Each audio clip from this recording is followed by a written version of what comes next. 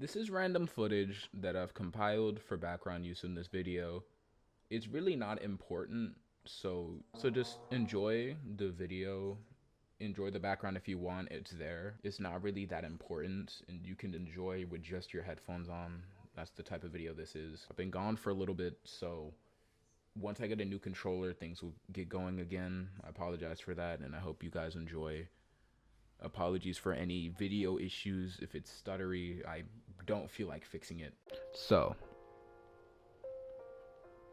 Beyblades are pretty fucking cool, you know? But I think a cooler thing about Beyblades is the canon of like the TV shows and shit, you know? In real life, when people think of Beyblades, they think of these funny little spin tops that go clink, clink, boom. Sometimes they burst, sometimes they break, and sometimes they get sent across the room and create holes in your wall. And I'm totally not speaking from experience, but that's besides the point. That's besides the point. In the canon of the show, most Beyblades are just kind of whatever the fuck they want to be, you know? You know, fun, wacky, spin top. But what if there was more to them? And usually, yeah, there is, you know. In the canon of the show, Moses split the Red Sea with a spin top. And I'm not fucking with you. He split the Red Sea with the spin top.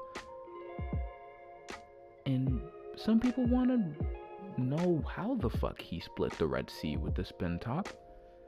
And the answer is that he probably had a spirit in there. And while that sounds stupid, no, God didn't bless his spin top with divine power and the ultimate attack combo to literally split a sea in half. No. Probably had a bit beast. Now, a bit beast. What the fuck is a bit beast? You may be wondering what the fuck a bit beast is, and I don't blame you. Who the fuck knows what a bit beast is unless you've seen the show? In the first season of Beyblade, we're introduced to sort of supernatural paranormal entities, and they literally just decided one day, after terrorizing the earth, I'm not kidding, these things used to rule the world and people had to like survive against these things. They decided to one day just enter a spin top for shits and giggles and become best friends with maybe 10-year-olds. And honestly, I think that's pretty fun. I think that's metal as shit. I think that's metal as shit. And the specific, like, you know, characters and amazing bladers that go through these tournaments, and most of them, we don't even know how they got their bit beasts. They just kind of showed up one day, and there's plenty and damn near an infinite supply. They look fucking stupid. And while this could just be, you know, just people being dumb and character designs having to appeal to kids, like, most people, when they think of anime, they think of, oh my god, look, it's the fucking wacky ass hair. Look, it's Goku, Naruto. Look, they have bright hair. Oh my god. And yeah, that's annoying. It's supposed to catch your attention. That's what's supposed to make them memorable. But these characters really aren't that memorable. They look stupid as shit. Maybe that was a bit too harsh. I think they look like kids. Just really stupid kids. So, the first season of Beyblade starts with a kid named Tyson. And Tyson, he's training with his weird-ass grandpa, who's trying way too hard to be young. He's training with the sword, and all of a sudden, somehow, through sheer fucking chance, the spirit of Dragoon enters his Beyblade. And it's like, you're telling me that the priceless family heirloom that's been guarded for generations, passed down from person to person, just happened to contain the power of a big beast? An ancient dragon decided, you young one, you, yes, I'll go into this spin top for you. Again, like, that's just kind of stupid, if you ask me. I just think that's a dumb premise. But it gets better, because while Tyson was picked, some of these other characters just feel like they were just born with a fucking big beast as a friend. Like there's an infinite amount of bladers. Basically, a lot of society in this world revolves around Beyblading. There's Beyblading news. There's news networks directly only reporting on Beyblade and Beyblading news. People build stadiums far, wide, and massive. It's like their world's equivalent of like football or basketball. It's like the big sport. Despite this, I can't even take this shit. Despite this being the biggest thing, obviously, it gets dumber than that. I'm sorry to like burst your bubble, but it does. Some of these Beyblades can catch on fire.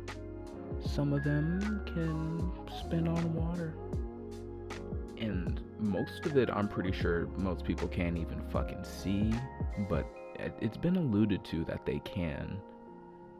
And there's many variations. Like, for example, like I mentioned earlier, we have Dragoon, Gaia Dragoon, Cyber Dragoon. We have Dronzer, and Cyber Dronzer, and Dark Dronzer. Don't forget about that one. If you can't tell, a lot of these are kind of just rinse and repeats, and it's to be expected of a kid's show, you know? Not everything is gonna have such amazing design and just anything as like something like, for example, Yu-Gi-Oh! I mean, Yu-Gi-Oh! Is literally built off of having things like set in stone. Ignore the first season. If you thought that it couldn't get more wacky and stupid, do I have news for you? So after the first season, where Tyson goes through all this character arc and just growth as a character, and just so much is just, it kind of gets reset in season 2, and that's like really annoying. Like, you have all this personal growth and all this shit, and for a little bit it's like, oh, he has to go to school because, you know, he's a fucking kid. You forget that he's still a kid. He has to go to school. But like, all the character development for the main character always gets like reset every season. Like I challenge you, go watch Beyblade. Watch the first couple episodes, like maybe the first 5 to 10, and just notice how like annoying Tyson is. But you know, I'm getting sidetracked. This is about Bit Beasts and how stupid they are. So, you know, Bit Beasts exist. Everybody has a Bit Beast. If you're a professional at all when it comes to Beyblade, you probably have your own Bit Beast. And I don't really know if that's like should be allowed or not, because, you know, magical spirits giving somebody like magical advantage is kind of stupid as shit. Like, again, there are a lot of like just nowhere bladers that aren't ever gonna get far because they're not best friends with a frog that hops around on a spring, that listens to commands. You know, like, if you go watch a video of Beyblade, like if you went and watched a video of just Beyblades like in real life right now, these things are random. The most you can control is maybe its launch direction and the speed. Everything else is random. If it gets hit out, is random. You can affect factors, but it's still random. And you can be counterpicked when it comes to things. It's a very competitive sport, actually. It's kind of crazy. But I'd be pissed if I was little Jimmy and I just got my brand new toy from the toy store. I go to fight the local town hotshot thinking that I'm hot shit, and then he pulls out a magic dragon. So who cares? Bit Beast, all that, who cares? Let's move on, because Bit Beast really ain't shit. They're important for like 2 seconds, and then they're just kind of like normalized. Everybody has one. Even like the nigga who explains everything in the show is a big beast. Shout out my girl Dizzy. You're annoying as shit. You know what's not annoying as shit though? I'm fucking with you. The next season is actually very, very annoying. So, after the Plastic Generation, we get introduced into the new series, the Metal series. But the Metal series is an interesting little thing because the Make It for Kids was cranked up to 10. Like, if you thought Beyblade before was like very like not making sense, you are not prepared for the level of bullshit in this season. Let's just go ahead and start it off. Bit Beast, irrelevant. After the Plastic Gen, who the fuck cares? These are just like these Beyblades are just sentient. Like they're sentient. Like, look, they're alive. They don't breathe, but they're sentient. Take that in. And I think the funny thing about that is that you have these moments where these characters are talking to these sentient toys that you can buy in a store, and it's like, damn, I wonder how many kids was like, good job Pegasus, after winning a battle. I was kids, but really that's besides the point. Nobody really cares about all that, you know? I think the funny thing about the Metal Fight Saga, aside from how like played up to kids it is how unrealistic it is. So once again, we get into this scenario where Beyblade's like a really major thing, major stadiums in almost every city. There's even abandoned stadium showing how long that Beyblade as a sport has been like the main thing. Nobody plays football here. Nobody plays basketball. At least in the first season, people did. People don't do that shit anymore. It's all Beyblade. They introduced this really weird thing called special moves, and like even in the first season, you could still have special moves. Like, there was nothing taking special moves out. You still did them, but really it was more like, hey, my Beyblade got hot, or hey, my Beyblade has wind around it, or hey, my Beyblade won't move. It gets a little bit more interesting this time. We can spawn tornadoes now, nigga. Like, I'm not being dramatic either. There's a whole Beyblade that can summon tornadoes, which I think is really funny looking back. So, special moves, really signature moves, the sort of thing that they use in Saint Seiya, where whenever things are dire, you just gotta yell out, go do this, and then it does it, and everybody goes buck wild. It's just so dumb. Really, it's made for like kids to like be like, oh my god, Pegasus is doing the star booster attack, guys, it's so cool, oh my god. But it really wasn't that cool. It really wasn't. So, like I said, the star booster attack, what does that entail, you might be asking, behind your screen with your headphones on as you listen to me, probably in the dark. Well, the star booster attack is very simple. Pegasus flies into orbit. Yeah, it flies into orbit, and it flies back down, or really not flies, it falls back down and hits your Beyblade from the top, destabilizing it and knocking it out. Yeah, it really, when you think about it, it's the ultimate comeback tool. It's like the RKO in wrestling. You might think that Randy Orton is down on the ground, but really, he's just waiting for you to fucking launch in so he can break your fucking neck. He's gonna use all that momentum that you have against you, and that's the Star Blast attack, Star Booster attack, whatever the fuck you want to call it. But that's not even the most extreme one. You see, most special moves make sense because it's based on more of like a central gimmick that's iconic to the Bay. For example, Flame Sagittario, Flame Claw. Flame Sagittario, Flame Claw. The claws burst into flames obviously doesn't happen in real life, but it makes sense given the name of the Beyblade. Or Dark Bull being Horn Throw Upper, which, you know, or Bull Uppercut, you know, Bull uppercut, way more simple, and it's way less confusing. But you know, the Bay just hits you up. It makes sense. I think the thing that doesn't make sense is... Was there an ambulance? I think the thing that doesn't make sense... Bro, I think the thing that doesn't make sense is the defense type spawning tornadoes, like I said. Rock Leone. Everybody knows Rock Leone. It's crazy how many people know Rock Leone. Obviously a fan favorite. A lot of people know it. A lot of people cherish it. I mean, look at it. It's Leo. Everybody loves a Leo. But it's a defense type, which means in real life, it would just stay in the center and really not kick up any tornadoes at all. Which I'm not saying get little Billy's hopes up, but I am saying that when I got these Beyblades and a tornado didn't start in the backyard, I did get a little hurt. But I think the thing to top it all off is the main antagonist for season 1. I might get into season 2, who knows. So Ryuga. Everybody knows Ryuga, except you if you're listening to this, obviously. Now, most bladers in this world are, you know, kids, you know?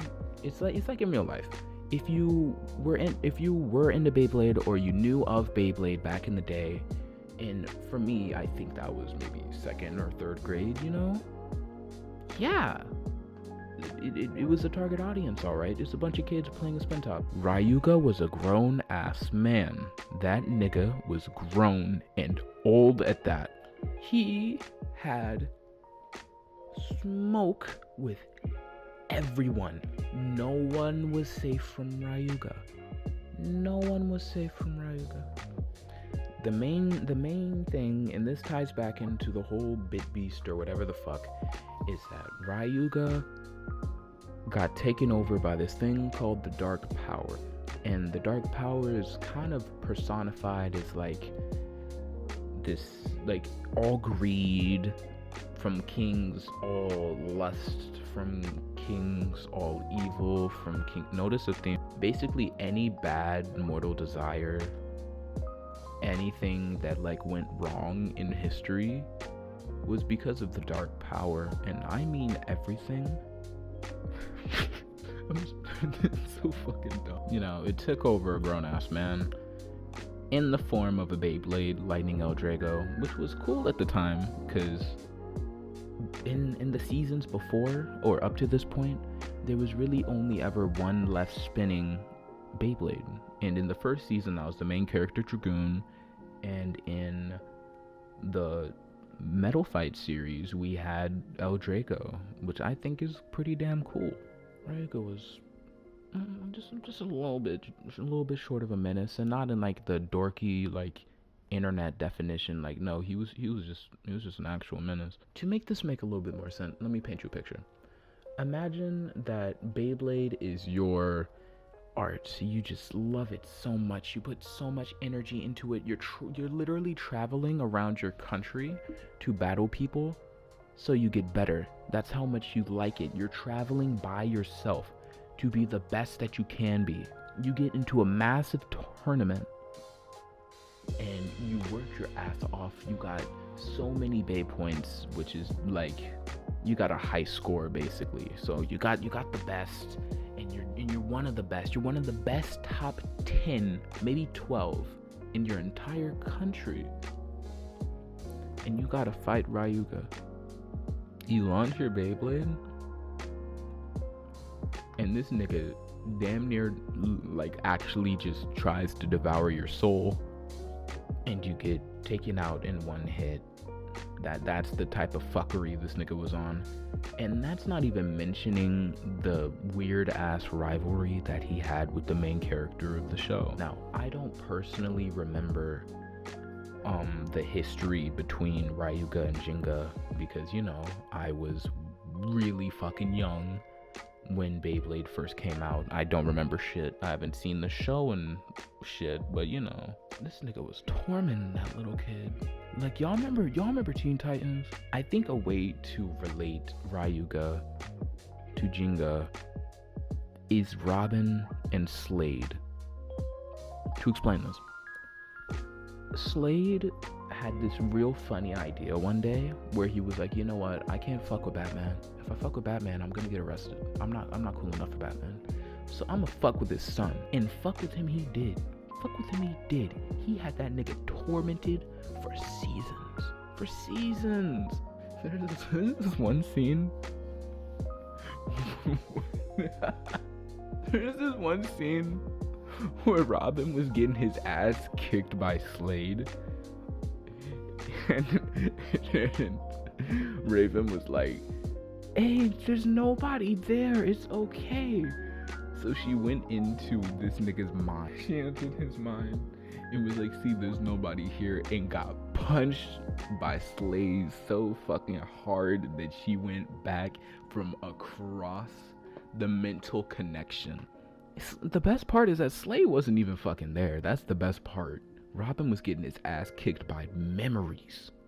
He was getting his ass kicked by memories. Fucking tattered ass. I'm pissed. Anyways, you can still hear him in the fucking thing. God. Anyways, he was wearing fucking tattered ass rags, basically getting kicked by his own fucking memories, and he felt that shit too. That's Ryuga to Jinga, and Jinga was pissed too. I don't even remember what the fuck happened, but Jinga was pissed. Like he was pissed. He wasn't just like, you know, this ain't. He wasn't gonna let that shit slide. He wasn't gonna let it slide. That's enough about an old man obsessing about a kid. This video is more about spirits and Beyblade as a whole, and really it's kind of just me rambling for 20 minutes. So I hope you enjoyed the video so far. Make sure to subscribe to the channel or whatever I post this at. I think the funniest thing about Beyblade though is that it gets even more wacky. So Beyblade has always had an issue with naming these like spin tops after like actual like ancient deities and shit. Some that I will not name, but they definitely, you know, it's the equivalent of being like, oh, what's this Beyblade's name? Oh, this is a Soul God. And it's like, what the fuck? But this was amplified in Beyblade Burst as like just a whole. You see, Beyblade Burst, even in the metal fight, they were still naming it after certain things, like the guard dog of the underworld for a specific example. But it got worse than Beyblade, because so many like mythological like figureheads, there were so many like mythological figureheads in like the thing, and it's just like, damn, you thought the concept of like originally named spirits, like, you know, existing and whatever the fuck with kids was weird.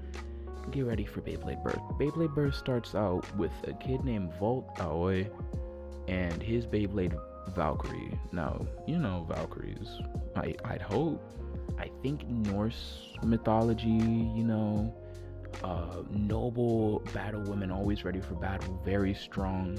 And while the Valkyrie in the show specifically is very strong, or learns to be stronger, it's like, damn, it only gets worse when it comes to the name. We have Kerbeus as the English name, Ragnarok, Odin, Zeus. You can kind of get it by now. It's just like literally these kids are blading with gods. It's pretty fucking metal. And I think it's just a funny concept, because like most bladers in the Beyblade Burst universe, they have Beyblades, but they're not named. It's just instead of like Go Valkyrie, it's just like Go. These kids, you got these throwaway people with name Beyblades that are based off of like actual mythology and stories. It's like, how did that even happen? And I have a personal theory that in that like universe or whatever, however you would describe it, those are like the actual like gods in the Beyblade. And I'm gonna evidence it from one of the characters. In the 3rd season, we have Aika Akabane, who is partnered with the Beyblade Achilles. He's always idolized Achilles. He's always strived to be strong like Achilles, to be the warrior of legend, and that's not bad. It's good to want to be able to be your very best. I ain't mad at that. But Achilles, like, just actually just went into the Beyblade. That's just confirmed. There is a whole scene where I think the statue of Achilles in the Akabane like area, wherever they are, because they're in the middle of the fucking forest, ends up getting struck by lightning, and next thing you know. So if you thought the idea of mythological like war beasts that were controlled in this is fucking Yu-Gi-Oh, and that were controlled and just manipulated and fought with humans, it's just like, no, this is actually God this time. Like, I think the worst part about it is that in this specific, like, I'm not gonna say series, but like era of Beyblade for Beyblade Burst, like as a whole, with them having the wackiest, most of these characters don't return, which I think is honestly quite sad. Like, you definitely have some really interesting characters, which if you want, I could go over that in a whole separate video, but I don't want this to go on for too long. It's already almost 25 minutes. In this season, instead of no names that people really won't recognize, these are like genuinely names that you will recognize. Most of them only show up maybe once a season, maybe twice if they're popular enough, but their Beyblade usually only gets 2. For example, we have the I'm not gonna say wielder, but I will say like the partner, I guess, of Zeus. His name is Zach. It's not very clever, it's very dumb. That nigga right there, he's a singer, very popular. People love him. Mainly the girls of the show love him because he's oh so pretty, oh so natural. He's got a really cool Beyblade name, very recognizable and very popular for what it was. But I'm pretty sure that Beyblade was only in 2 seasons. But some other ones, like Valkyrie, has an incarnation every season. Every season. And I almost have all of them on small flex. And really, it only gets kind of more wacky as it is, because like eventually, like literally the Demon Kings, like the high ones, like from hell, eventually they get added into the mix, and I just think that's kind of funny.